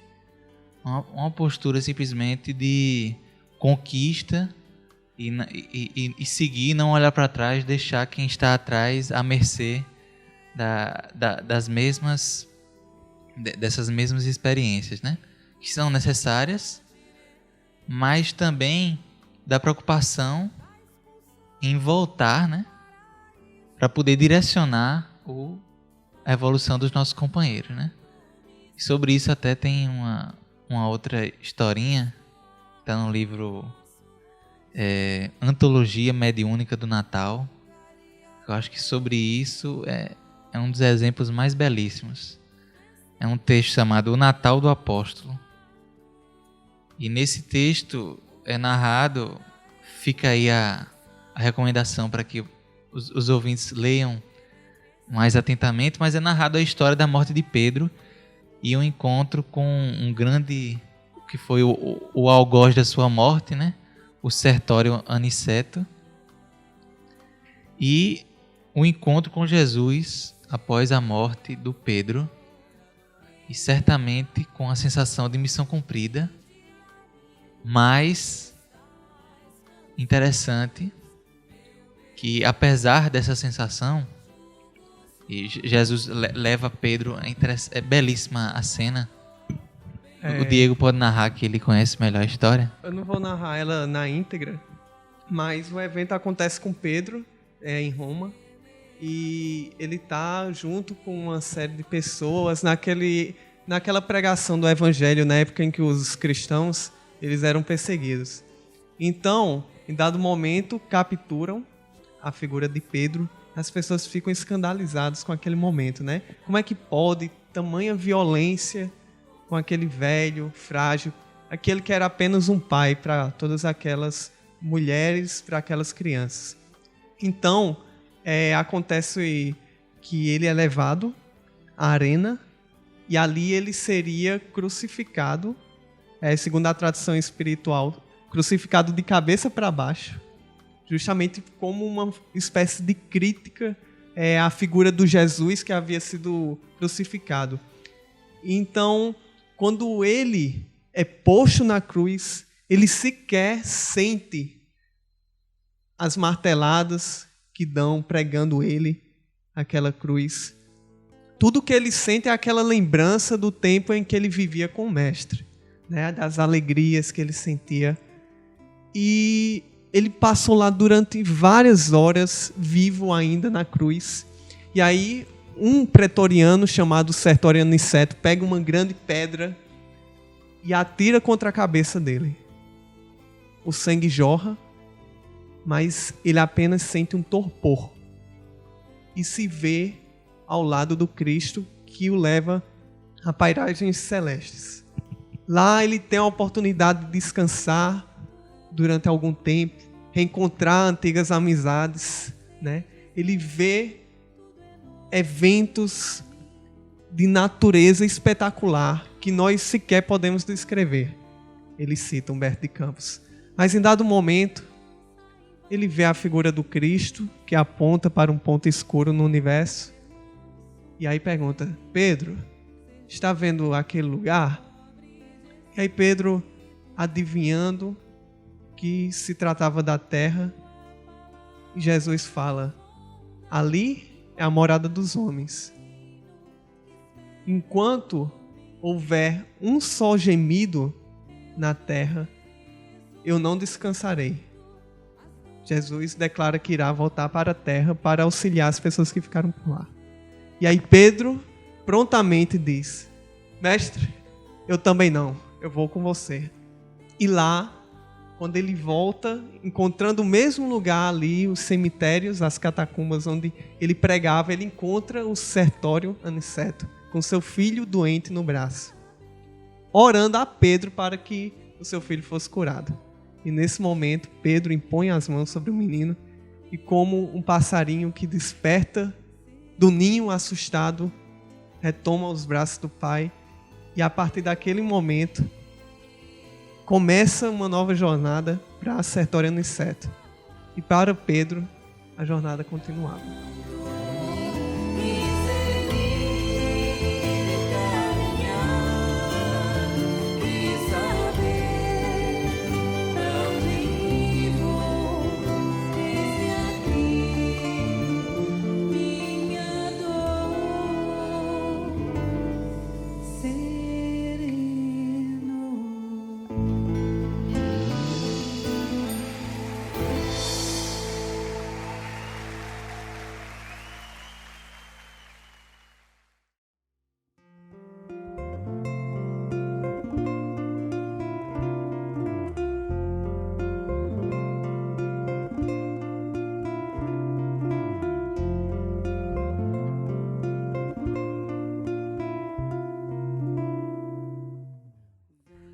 A estrada da vida continua, né? A estrada da vida sempre continua. O que eu achei mais interessante, mais belíssimo nesse texto, é que Jesus, até um certo trecho do texto, ele oferece a Pedro, ele diz: olha, Pedro, você pode ficar aqui descansando, mas eu não, enquanto houver um gemido na terra, eu não descansarei. E Pedro não teve dúvida, ele poderia ter. O próprio Jesus tinha autorizado pessoalmente que Pedro poderia continuar descansando ali naquele local belíssimo, né? Mas Pedro não. Pedro: Senhor, eu também quero lhe acompanhar. Né? Aquela noção de quem realmente chegou, passou por todas aquelas florestas, aquela estrada, estava enxergando o caminho da vida, a estrada da vida, de uma maneira totalmente diferente, enxergando todos os outros companheiros como verdadeiros irmãos, né, de caminhada. Eu entendo assim, nessa questão, a relação de justiça com amor, né? Porque Pedro, por justiça, teria o direito de agora ter o gozo, o repouso, como a gente viu também no texto Kardec da Floresta. Só que com os embates, com as experiências, a gente tentando resolver os nossos problemas, a gente percebe outras coisas da vida. Há uma sensibilidade com as outras pessoas, né? Então, a princípio, você estava resolvendo: não, eu tenho meus problemas, tenho os meus débitos, vou reencarnar, vou resolver. Mas nesse percurso de resolver as próprias questões, a gente vai percebendo nuances da vida que a gente não via antes. Então, Pedro se deu conta da necessidade de amar. Porque se não fosse Jesus, né, tendo encarnado, trazendo a lição, ele não teria tido forças para vencer seus próprios problemas. Então a gente tem que se solidarizar uns com os outros, né? E exercitar o amor. Quanto mais a gente aprende isso pela própria vida de espíritos muito nobres, quanto mais se evolui, mais tem vontade de servir, de amar. Não é uma obrigação, não é uma justiça, mas é um desejo mesmo de ajudar o semelhante. Eu me lembro de outros mártires do cristianismo, né? Acerca do Paulo e do Paulo Estevão, né? Que se encontra no livro ditado por Emmanuel, mas escrito pelas mãos do Chico. E também, se não fosse Jesus, Simão não haveria chegado ao monte, se não fosse Estevão, Paulo não teria alcançado a plenitude. Pois é verdade. Então, esses espíritos, eles têm desenvolvido algo que a gente, né, nós encarnados aqui na Terra, nesse momento, ainda temos dificuldade de entender, que é o prazer, né, de servir, né? O sentimento de simplesmente se doar totalmente. Como que deve ser essa sensação, né? Por enquanto é difícil para a gente ainda se entregar dessa forma ao nosso próximo, né? Acompanhar a evolução. É preciso que nós estejamos prontos internamente primeiro, né? E as mãos que ele tocou, os pés que ele lavou, apontarão o céu. Vem que eu te farei um pescador de homens, se perseverares serás servas eternas. Vem que eu te farei um pescador de homens.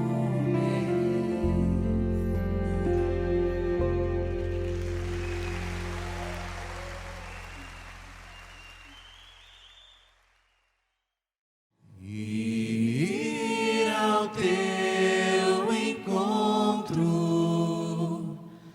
queremos te seguir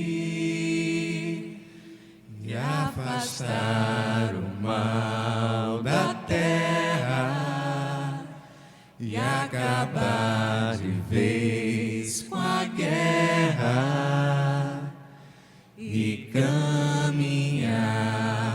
juntos rumo à luz.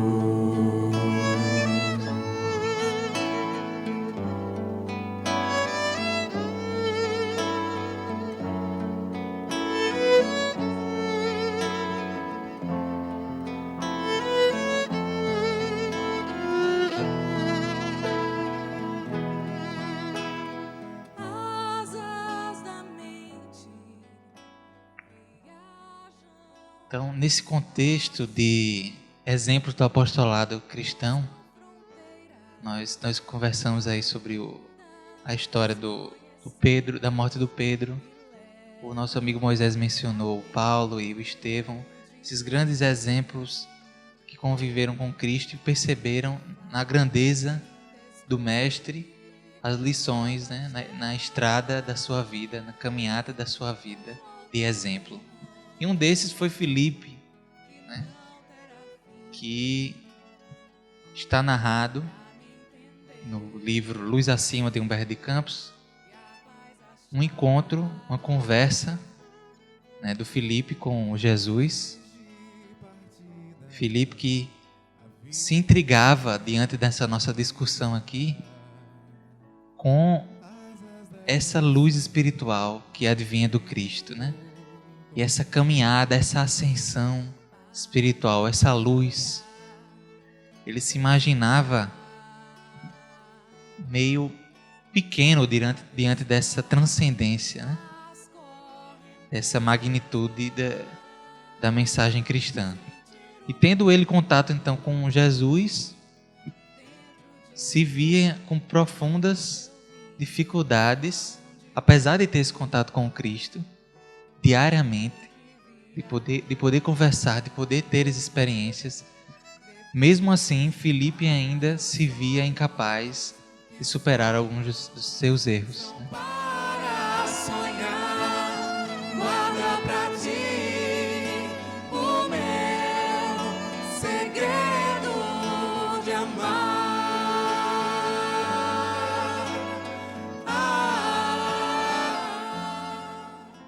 Então Ele imaginava... Ele queria diminuir a grandeza da mensagem pelas suas próprias limitações, né? Por conta de que ele não conseguia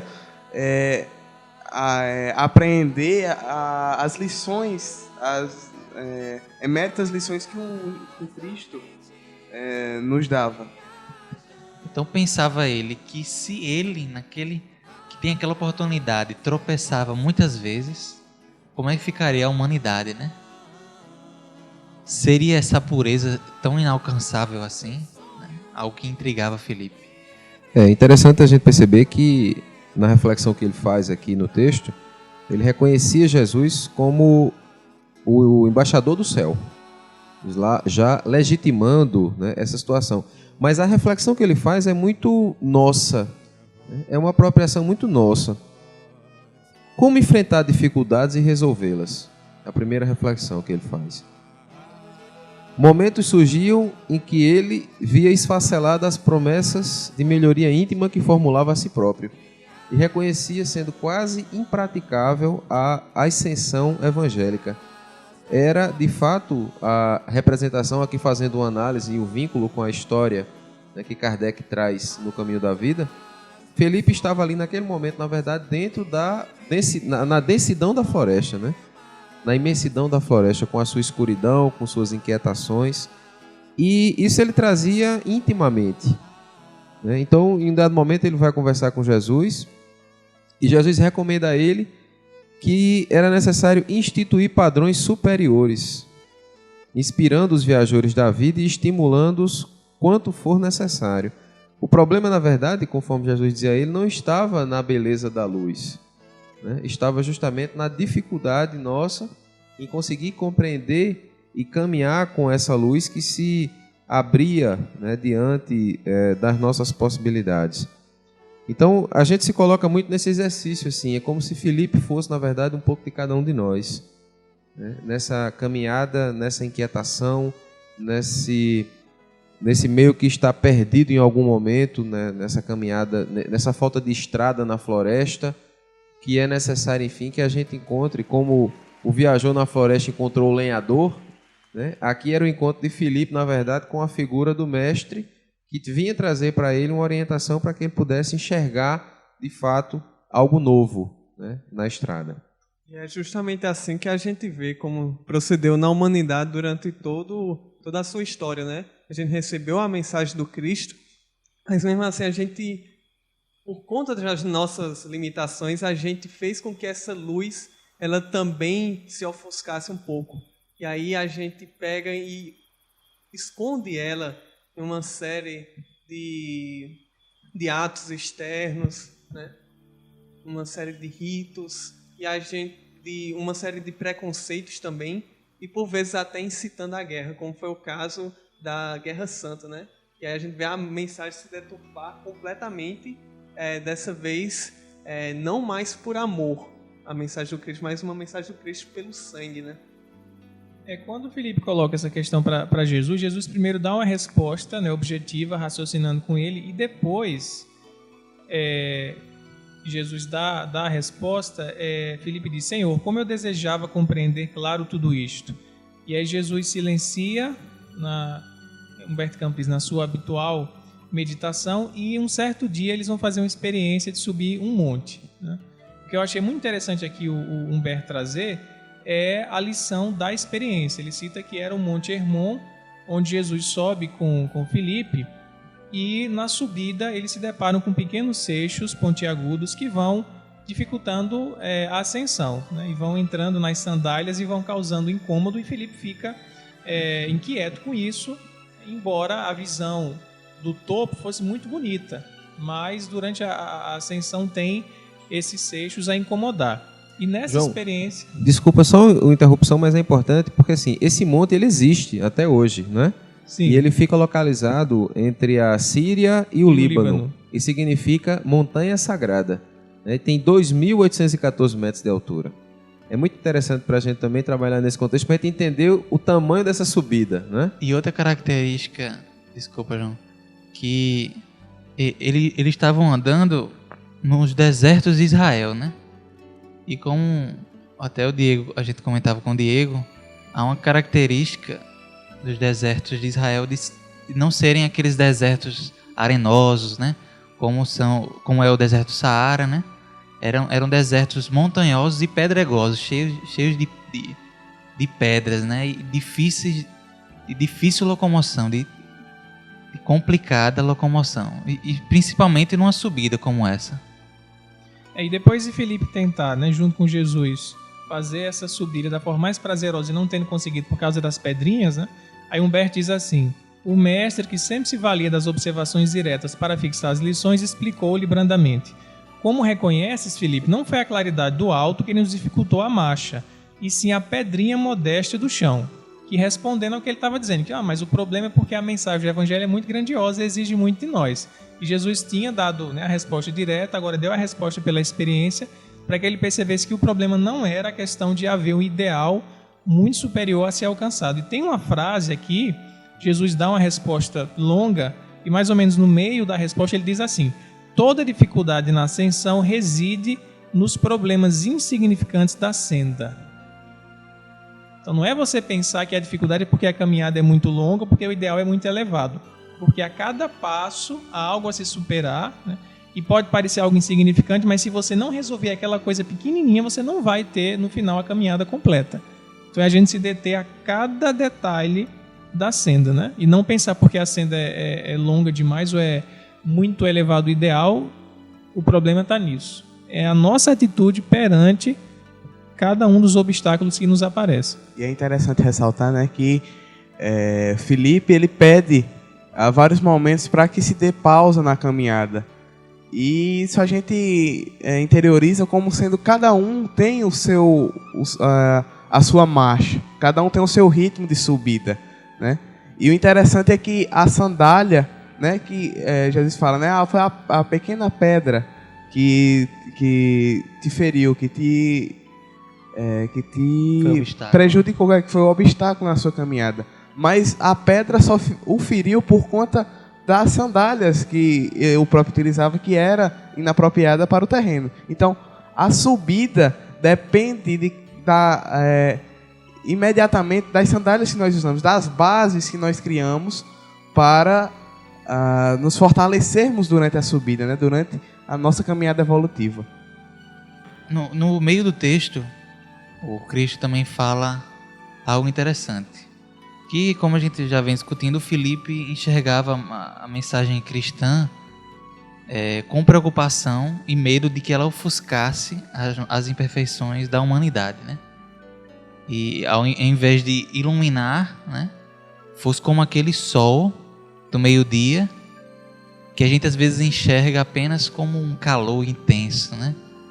Como algo que nos castiga, nos dificulta a caminhada na cidade, mas não percebe o quanto ele é importante para a vida na Terra, né?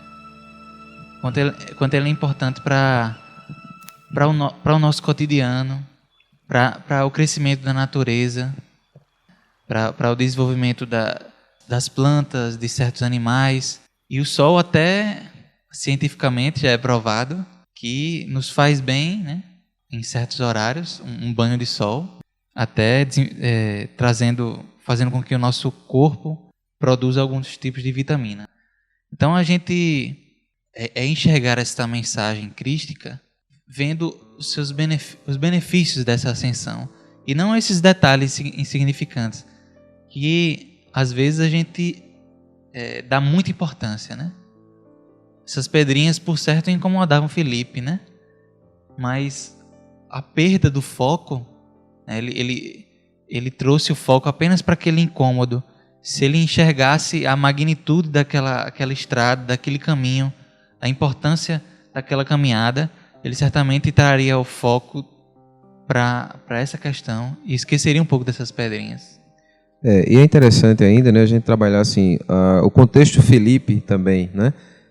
Felipe, nós temos pouquíssimas informações em relação a pessoa, né, a personalidade de Felipe enquanto discípulo.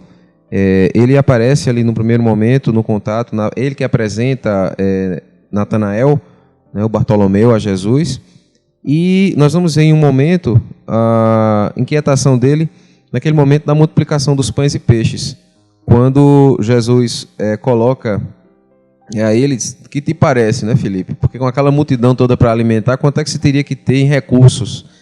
E ele não conseguia abstrair naquele momento, né, a grandeza do Cristo. É como se ele não conseguisse, na verdade. E aqui, essa história, né, de Humberto de Campos, ela retrata exatamente aquela dificuldade dele de compreender. Porque ele entendia que era necessário diminuir a intensidade da luz para que essa luz pudesse, então, trazer, de fato, uma claridade adequada à compreensão dos demais. Mas é interessante também a gente perceber que Jesus, em todos os momentos, ele aproveita para ensinar. E nesse contexto do ensino, nós vamos identificar por que é que não se deu só numa caminhada. Se você for à internet, lá no Google, nas imagens, e ver uma foto do Monte Hermon, você vai perceber que na base ele é, de fato, como o Ismael colocou. Ele é assim, com muitas pedras. É um monte seco na parte de baixo, ele não tem vegetação. Já no cume, ele é congelado. Então, é interessante para a gente ver assim, no ambiente, duas paisagens diferentes. Mas por que no alto? Por que não foi só uma caminhada? E aí a gente volta para a história lá, né, que Kardec traz. Por que termina a trajetória, né, nos avanços depois das florestas? Por que sobe uma montanha?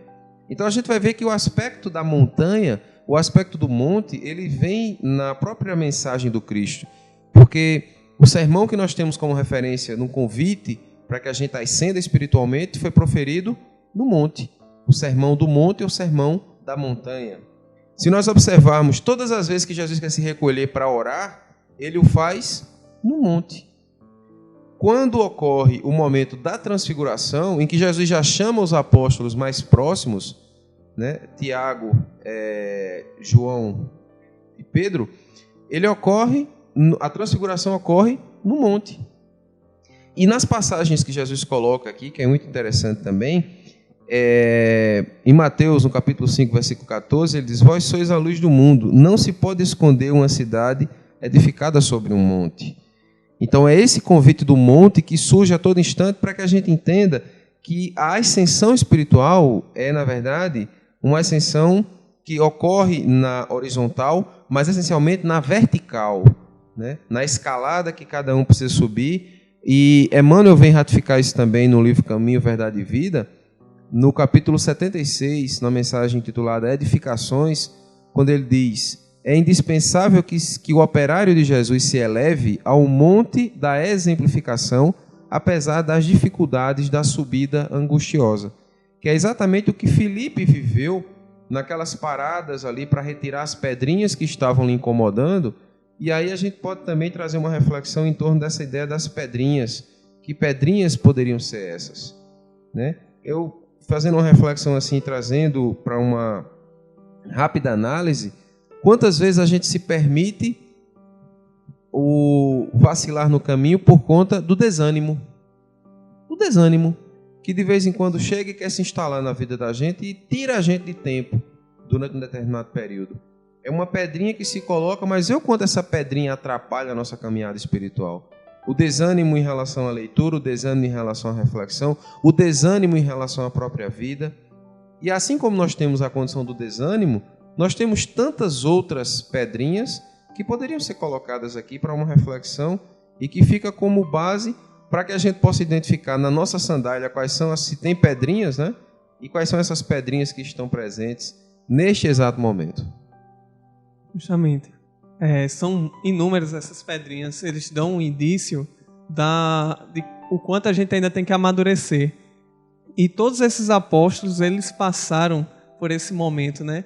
Pedro, quando ele estava para ser crucificado, ele também, ao passo que ia se lembrando de Jesus, ele também se lembrava desses momentos de fraqueza, do momento em que ele sentiu raiva. A raiva também é uma pedra.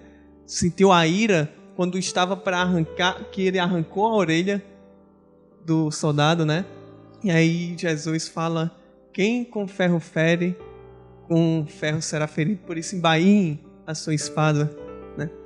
E ao mesmo tempo a gente vê como quando a gente chega no final dessa caminhada, quando a gente chega no alto e que a gente vislumbra tudo, a gente percebe o quão importante foi cada um desses momentos, cada uma das pedrinhas que a gente conseguiu retirar da nossa sandália, e como nem mesmo uma pedra grande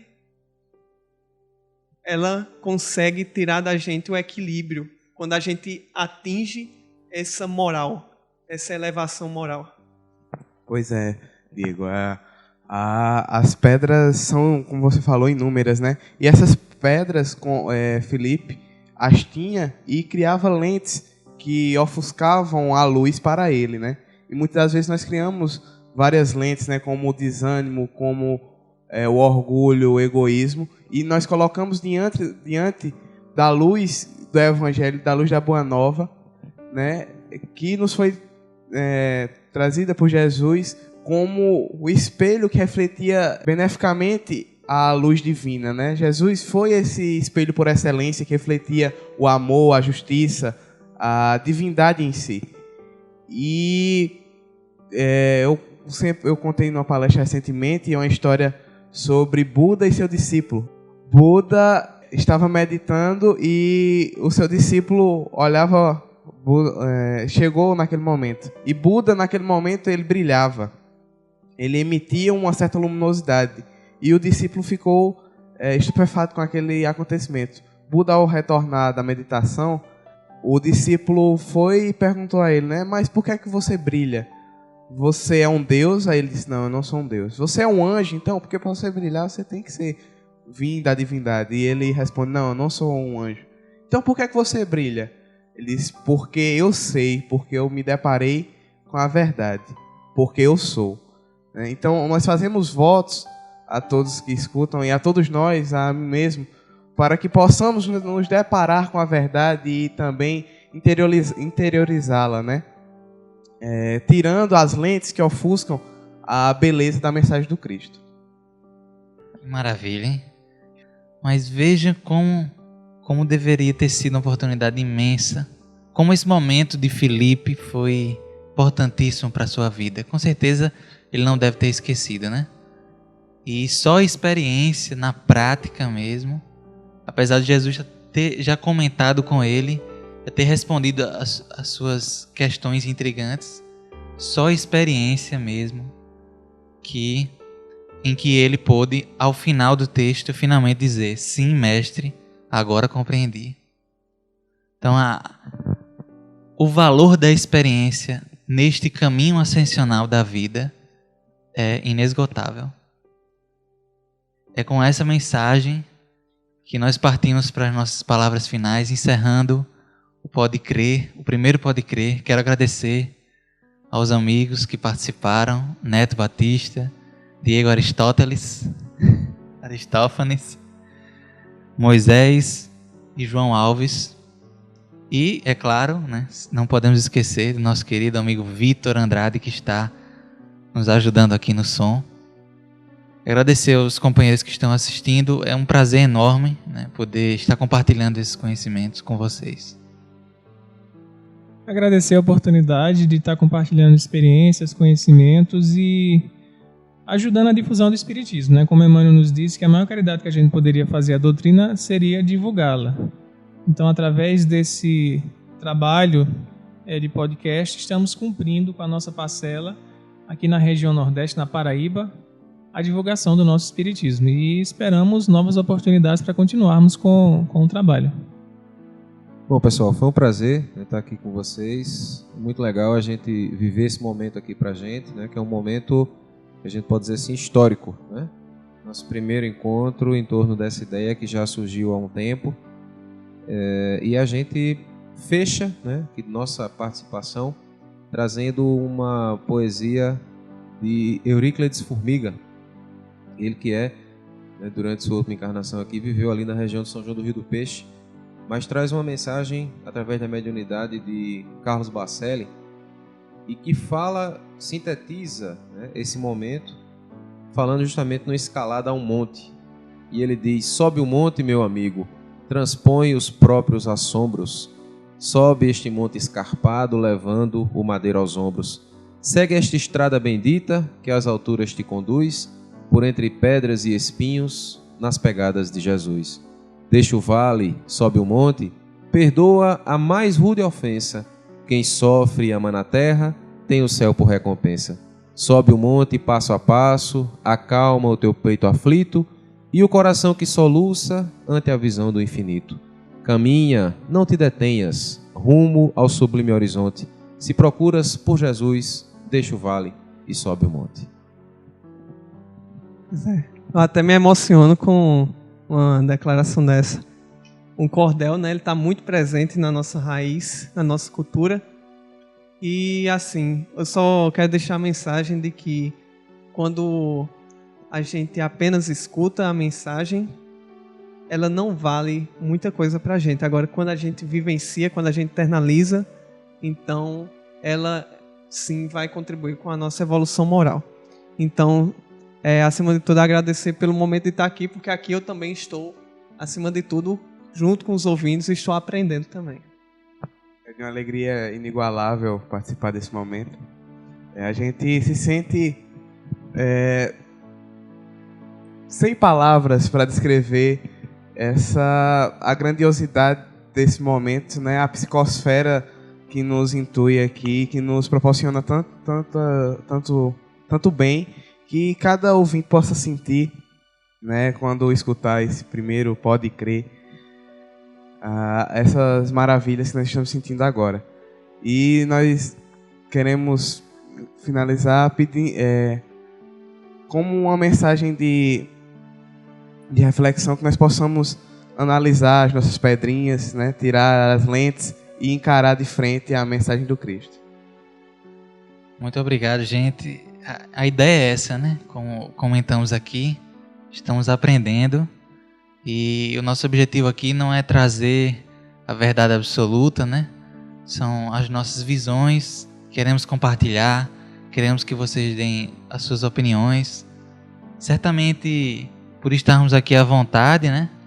Nem tudo que a gente vai falar é 100% correto, então pedimos perdão por eventuais equívocos, né? Ninguém aqui é um comunicador nato, né? Estamos todos aprendendo, né? E essa experiência está sendo muito importante. Então pode crer que será um momento maravilhoso para todos nós. Queremos reforçar que vocês podem participar mandando e-mail para nós no faleconosco@fepb.org.br. A ideia é de nós lermos na próxima reunião e respondermos, né, todos os e-mails, a maioria dos e-mails, e estabelecer essa comunicação, tanto no e-mail como no Facebook, né? Estão todos aí convidados, né? E esse foi o primeiro Pode Crer. Um abraço a todos.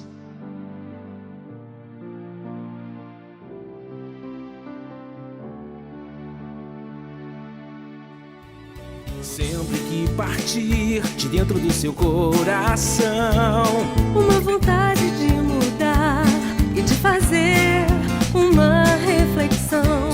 sua vida busque em você, alma querida. A serenidade em conquistar a beleza que está dentro de ti.